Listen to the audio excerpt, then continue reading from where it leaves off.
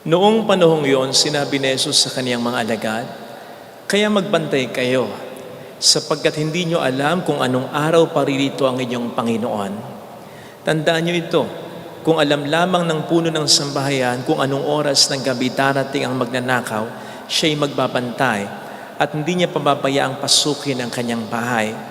Kaya maghihanda kayong lagi, sapagkat darating ang anak ng tao sa oras na hindi nyo inaasahan. Ang tapat at matalinong alipin ang siyang pinapamahala ng kanyang Panginoon sa ibang mga alipin upang bigyan sila ng kanilang pagkain sa karampatang panahon. Mapalad ang aliping iyon kapag dinatnan siyang gumagawa ng gayon sa pagbabalik ng kanyang Panginoon. Sinasabi ko sa inyo, pamamahalain siya ng kanyang Panginoon sa lahat ng kanyang ari-arian. Ngunit kung masama ang aliping iyon, sasabihin niya sa sarili, matatagalan pa bago magbalik ang aking Panginoon, at sisimulang bugbugin ng kanyang mga kapwa alipin at makipagkainan, makipag-inuman sa mga lasenggo. Babalik ang Panginoon ng aliping iyon sa araw na hindi niya inaasahan at sa oras na hindi niya alam. Buong higpit na parurusahan siya ng Panginoon at isasama sa mga mapag-imbabaw. Do'y tatangis siya at magangalit ang kanyang ngipin." Mga kapatid, ang mabuting balita ng Panginoon. Pinupuri ka namin, Panginoong Hesukristo. Kamakailan ay may nakita akong post sa FB ng kaibigan kong si Kim Rodriguez. Basahin ko sa inyo. Ayan. "Tumaya ako sa iyo. Nagtiwala ako sa iyo. Nilaban kita kahit na alam kong talo ako. Pinairal ko ang puso ko kasi sabi niyo, puso." Ayun, olats. Ang sait. Noong una, akala ko broken-hearted dahil sa manliligaw siguro, kaya dahil sa boyfriend, di ko alam. So, tinanong ko, "Kapatid, Kim, nangyari? Broken-hearted?" Sabi niya, "Father, hindi. Kung broken-hearted ako dahil sa gilas sa Pilipinas." Naintindihan ko agad. Sino ba naman ang hindi madudurog ang puso, lalong-lalo na sa ating mga basketball enthusiasts? On paper, talagang ang gilas ay malakas. Meron kang NBA player, Jordan Clarkson. Meron kang 6-time MVP, Jun Mara Fajardo. Meron kang rookie ng KBL na si Abando. Meron kang Dwight Rams. Meron kang Kai Soto. At marami pang mga talented players. Magaling ang mga coaches. Supportive at very generous ang mga big bosses. At higit sa lahat, meron kang crowd. Meron kang home court advantage. Kung bakit hindi tayo nanalo kahit isa. Pero kung tutuusin, ang laki-laki ng tsansa, lalong-lalo na dun sa game natin against Angola. So, anyari? Anong dahilan? Yung dati ng dahilan, kakulangan ng preparasyon. Binabash si Coach Chot. Ang sabi, dapat daw palitan na. Halimbawa, dapat na ipalit ay si Coach Tab Baldwin. Sa opinion ko lang po, kahit si Phil Jackson ang ipalit dyan. Kung kulang ang preparasyon natin, hindi malayo ang mararating natin. Campus ng Gafit, among our local players, yung mga local players na lang, hindi naman kaagad-agad pinakakawalan ng mga ball clubs yan Diba? Mga last few months na lang, among our local players, konti na ang preparasyon natin. Sila na maglalaro together. Yun pa kayang with our big guns, halimbawa ni Jordan Clarkson, mas kulang ang preparation, nandong 1-2 buwan lang. Kaya papapansin po ninyo ang bola na kay Jordan Clarkson lang, nagtatagal sa kanya, double team na siya, triple team pa kung minsan. Hindi dahil sa buhaya siya, kundi dahil hindi niya alam ang galaw, hindi siya pamilyar sa galaw ng mga kakampi niya. Ganon din naman ang mga kakampi niya sa kanya. That is why, no offense ako idol ko si Jordan Clarkson. Naging Utah Jazz nga ako dati Lakers ako. Dahil nga kay Jordan Clarkson. But no offense para sa akin, mas maganda pa siguro kung ang kinuha si Brownlee. Yes, hamak na magaling talaga si Jordan Clarkson. NBA player at mabait. Gusto talagang maglaro para sa bandera ng Pilipinas. Kaya lang ang issue dito ay yung preparation. Si Brownlee kasi, familiar na sa laro ng kanyang mga kampe. Same thing, yung kanyang mga kampe, familiar na rin kay Brownlee. Kasi ang preparation, hindi po pwedeng 1-2 buwan lang. Matagal na panahon yan. Kita po natin yung mga team, halimbawa yung Italy, halimbawa yung Angola. Yung Angola po, walang naturalized player yan. Puro mga taga-Angola talaga yan. Pero tingnan po ninyo, fluid yung play. Touch, passing lang. Ang bilis umikot ng bola at lahat tumitirada. Hindi dahil sa magaling lang sila, kundi dahil sa mahabang panahon, individually, especially as a team, preparado na sila. Ang basketball, teamwork talaga yan Hindi one-man team lang. At nangyayari yon kapag maganda at mahaba-haba ang preparation. Narinig po natin mga kapatid sa ating pinasang ebanghelyo ang tapat at matalinong alipin.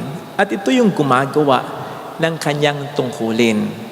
Yung inaasahan sa kanya ng kanyang amo, nandun man o wala ang kanyang amo. So ginagawa niya, hindi yung gusto niyang gawin, kundi yung dapat niyang gawin. That is why, dumating man nang hindi niya inaasahan ng kanyang amo, nakahanda siya. Kasi nga, wala man o nandun man ang kanyang amo, ginagawa niya hindi ang gusto niya, kundi yung dapat niyang gawin talaga, yung pinagagawa sa kanya ng amo niya. And so, preparation entails not just a long-term preparation, a long-term practice together as regards skills, a long-term practicing of a skill. Hindi lang yon. Preparation involves discipline. Kasi sa preparation, kinakailangan gawin natin, hindi yung gusto nating gawin, kundi yung dapat nating gawin. At tulad po ni Kobe Bryant, minsan sa kanyang interview, sabi niya, there are times na gusto niyang makipag-party-party kasama, siyempre na mga kaibigan, sa halip na mag-practice. So there are times na gusto niyang gawin yung gusto niya, hindi yung dapat niyang gawin. Pero talagang pinipilit daw niya ang sarili niya na imbes na mag-party at maglakwat siya, ay mag-practice siya. Okay, nakita naman niya si Kobe. Kahit kailan mo isa lang, i-score at i-score. At yan ay dahil lagi siyang preparado in as much as lagi niyang ginagawa. Hindi ang gusto niya, kundi yung dapat niyang gawin at yun ang inaasahan sa atin. Madalas kasi ang nakikita lang po natin mga kapatid ay yung tagumpay ng isang tao o grupo ng mga tao. Hindi natin nakikita, tip of the iceberg lang yon. Yung pinakamalaking bahagi ng iceberg ay yung preparation, yung pagsasakripisyo, yung mga dugo at awis na bumagsak, yung mga luha na pumatak, yung mga gusto na kanilang i-give up, maabot lamang nila ang kanilang mga pangarap. Matagal na ating pangarap manalo sa World Cup, tayo na bansang Pilipinas. Kaya nga ang isa sa mga ginawa ay dito pag ginawa ang FIBA na yan. Matagal na rin natin pangarap ang mapunta sa Olympics bilang basketball nation. Isa nga po tayo sa may pinakamatandang basketball tradition. Hamak na mas matanda ang ating basketball tradition sa mga bansang nangunguna sa basketball sa atin ngayon. Ang PBA po ang isa sa matandang basketball league, hindi sa Asia, kundi sa buong mundo. So matagal na tayong naghahangad na manalo. Pero bakit hanggang ngayon, banderang kapos pa rin tayo? Kasi nga, hindi natin ginagawa yung dapat nating gawin. Ginagawa natin yung gusto lang nating gawin. Yes, nagsasakripisyo tayo. Pero hindi yung dapat nating maging sakripisyo. Nagsasakripisyo tayo at willing tayo magsakripisyo sa maikling panahon. And that is not a good preparation. Ang magandang preparasyon ay yung sa matagal na panahon. Pag ganito tayo ng ganito, wag na po tayong magtaka kung matalo tayo ng matalo. May mga pagkakataon tulad sa mga nakaraan, mananalo ng konti, pero matatalo uli. Aakyat ng bahagya, pero babagsak uli. Ganon lagi Kasi meron tayong dapat baguhin sa sistema. At yun nga yung long-term preparation. Hindi yung gusto lang nating gawin, kundi yung dapat nating gawin. Sabi po ni Benjamin Franklin, failing to prepare is preparing to fail. Yung kabiguan na maghanda ay paghanda para mabigo. Sa mga mag-exam dyan, sa mga tatakbo sa mga posisyon dyan, sa mga magsisimula ng negosyo dyan, sa mga mag-apply ng trabaho dyan, sa mga nagpaplanong mag-asawa dyan, sa mga may pinapangarap dyan, kung hindi po kayo maghahanda, maghanda na po kayong mabigo.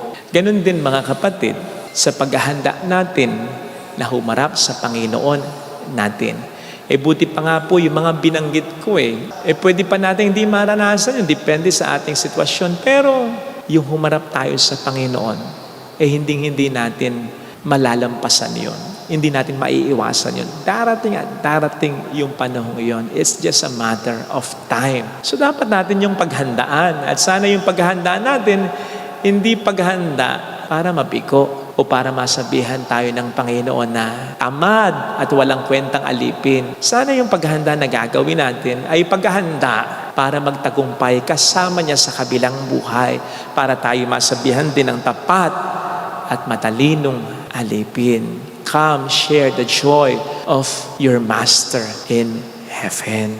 At tulad ng sa sitwasyon ng Gilas, wala naman po tayong dapat na pang idagdag masyado We already have the skills. We already have the height. Meron na tayo Meron na tayong kinakailangan para magtagumpay.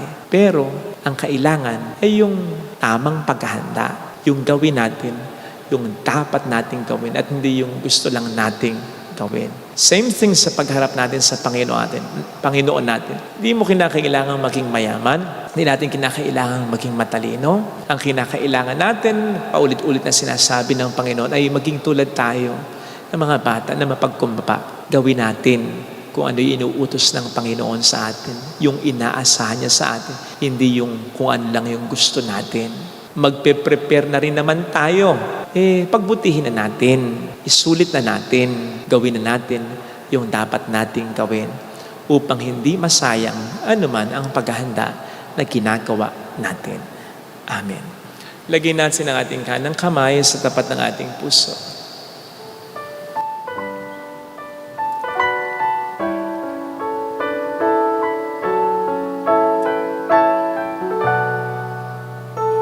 Awitin natin, alam kong may magagawa ang Diyos.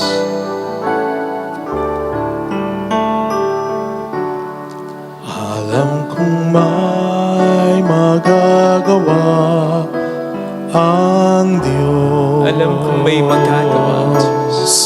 Alam kong may magagawa Walang imposible sa ang Diyos. kung ako'y magtatapat. Kung ako'y Sa Kaniya'y magtatapat maglilingkod. sa Kanya'y Alam kong may magagawa maglilingkod. ang Diyos.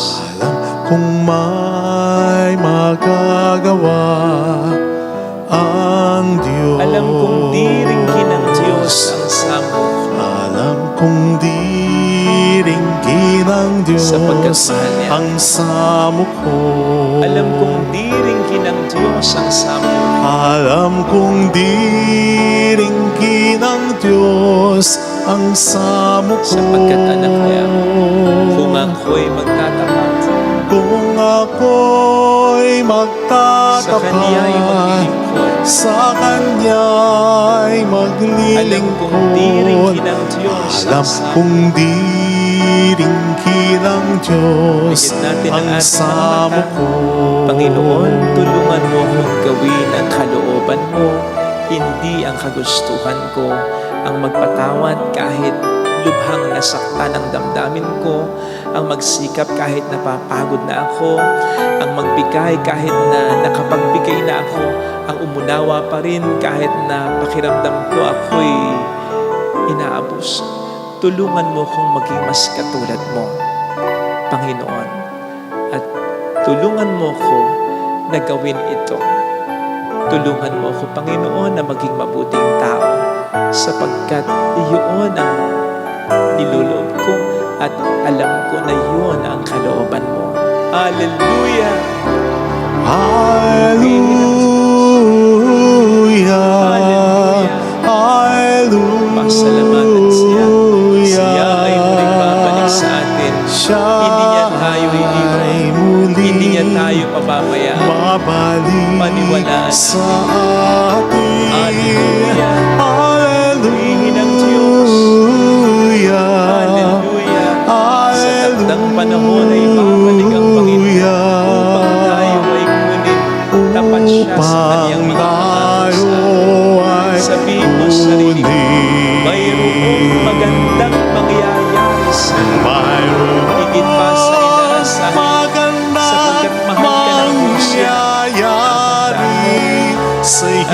pinapagawa niya sa iyo ay hindi para sa kanya, kundi para pa rin sa iyo. Kung minamahal ka niya maging para sa kanya, para sa mayroong magandang mangyayari sa iyo. Lalo na yung sumusunod sa kanyang kalooban, mas lalo niya silang hindi papapayaan. Panghawakan mo yan. Papuri sa Ama at sa Anak sa Espiritu Santo. Kapara ng sa unang-una, ngayon at magpakailanman, magpasa walang hanggan. Amen. Pag-aalay.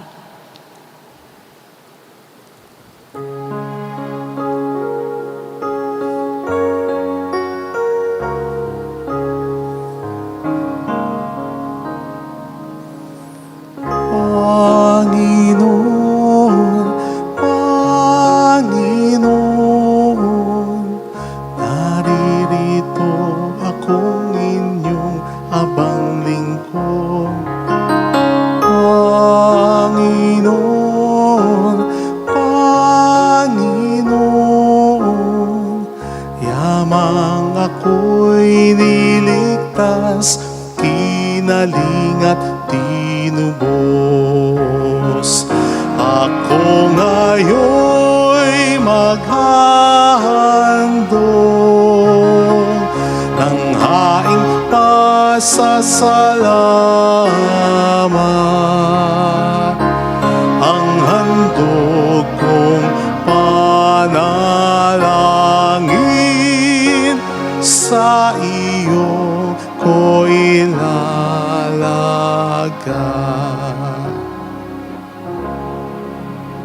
Manalangin tayo, pang ating handog ay maging kalugod-lugod sa Diyos amang makapangyarihan.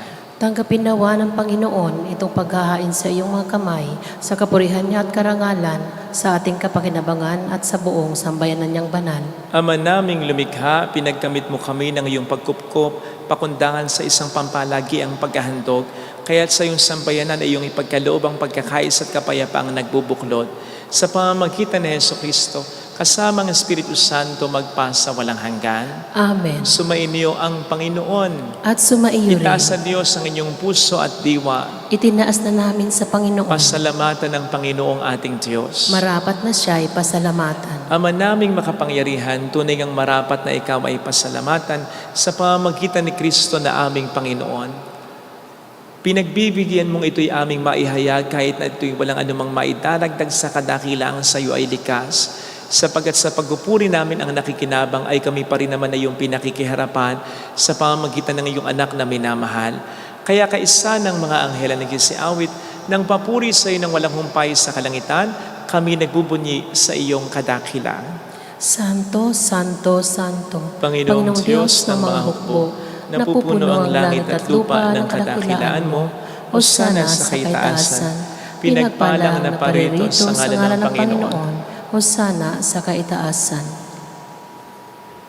Ama naming banal, ikaw po ang bukal ng tanang kabanalan.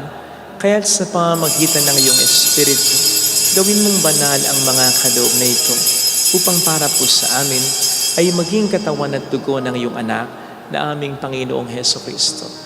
Bago niya pinagtiis ang kusang loob na maging handog, inawakan niya ang tinapay, pinasalamatan kaniya, pinaghati-hati niya iyon, iniabot sa kaniyang mga alagad at sinabi, tanggapin ninyong lahat ito at kanin. Ito ang aking katawan na iahandog para sa inyo.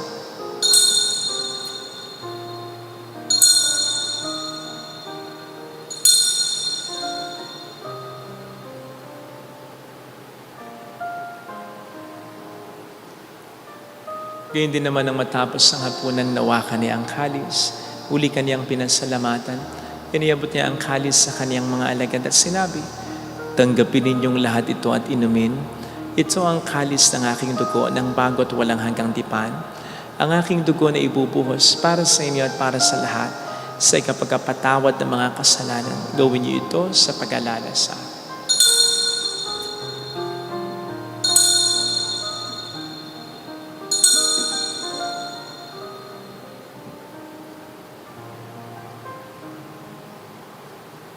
Ipagbunyi natin ang misteryo ng ating pananampalataya.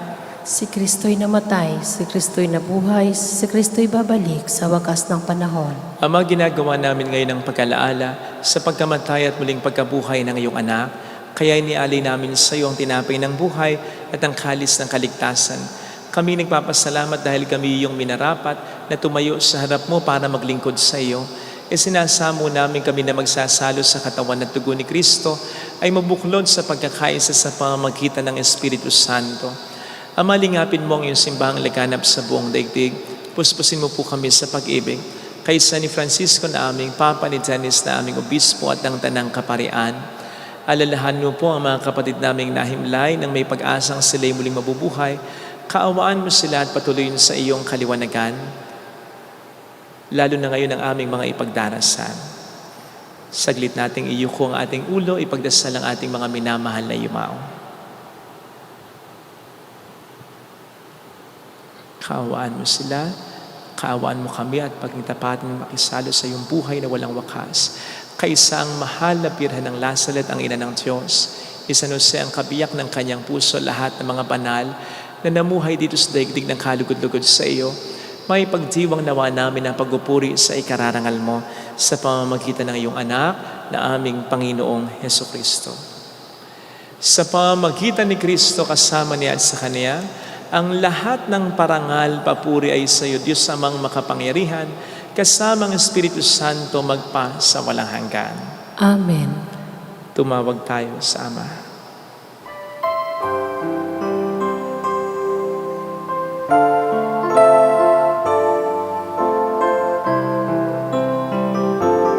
Ama namin, sumasalangit ka. Sambahin ang ngalan mo, mapasa amin ang kaharian mo, sundin ang loob mo dito sa lupa para ng sa langit.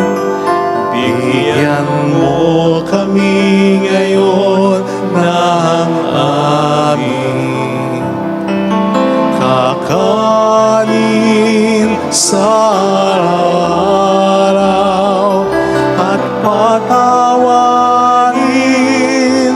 mo kami sa aming mga sala para ng pagpapatawad namin sa nagkakasala sa amin, at huwag mo kaming ipahintulot sa tukso, at iadya mo kami sa lahat ng masama.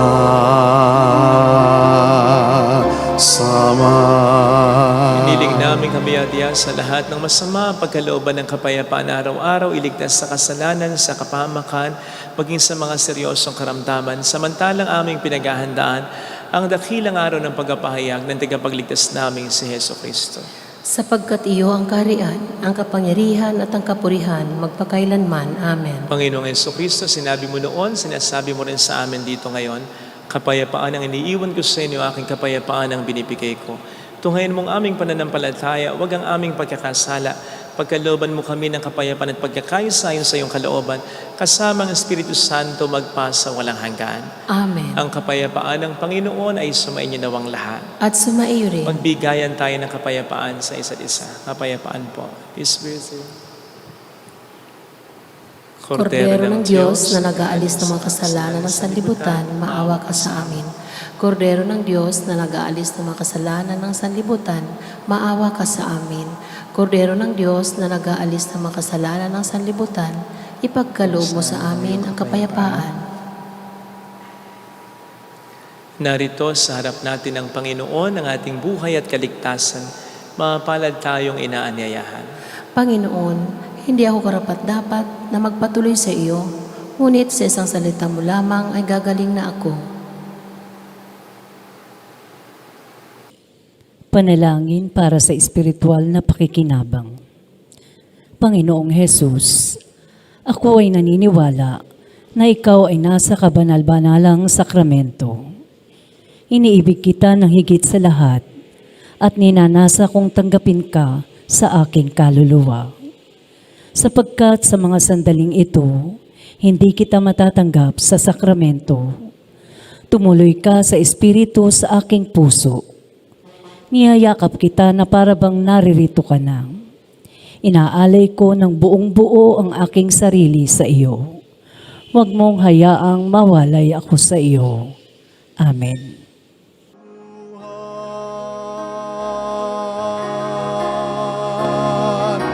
Si Jesus ang katotohanan, si Jesus ang lahat, siyang ating Panginoon magpakailan paman.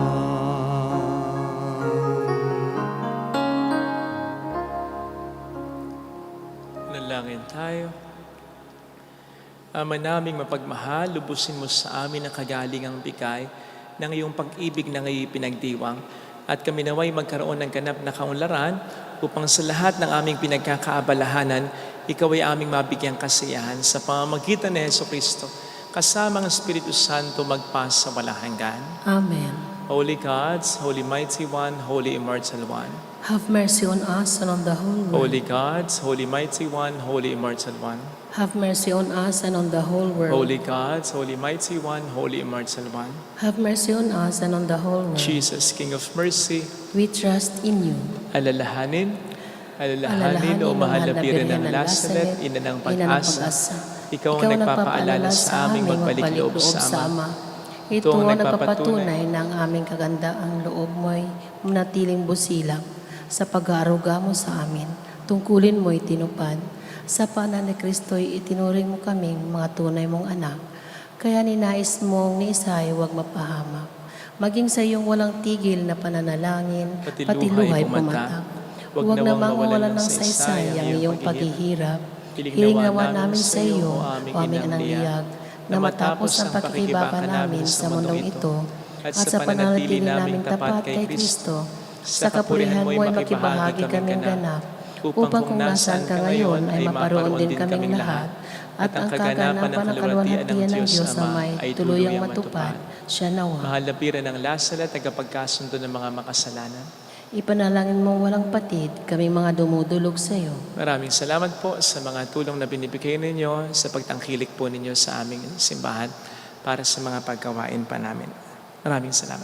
Sumayin niyo ang Panginoon. At sumaiyo rin. Magpalain kayo kasama ng inyong pamilya na mapagmahal na Diyos, ng Ama at ng Anak at ng Espiritu Santo. Amen. Umayo tayo sa kapayapaan ni Kristo. Salamat sa Diyos.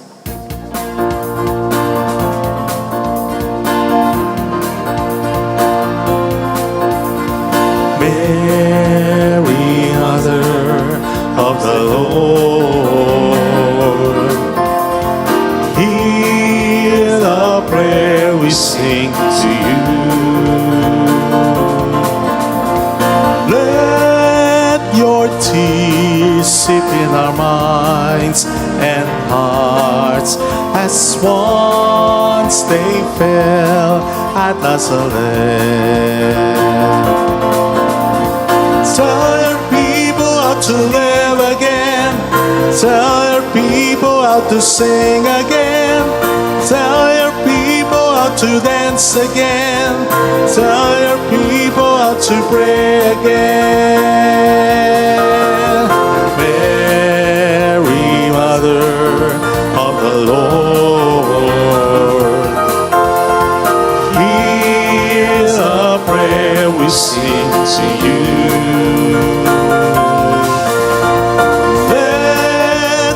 Tears sip in our minds and hearts as once they fell at Nazareth.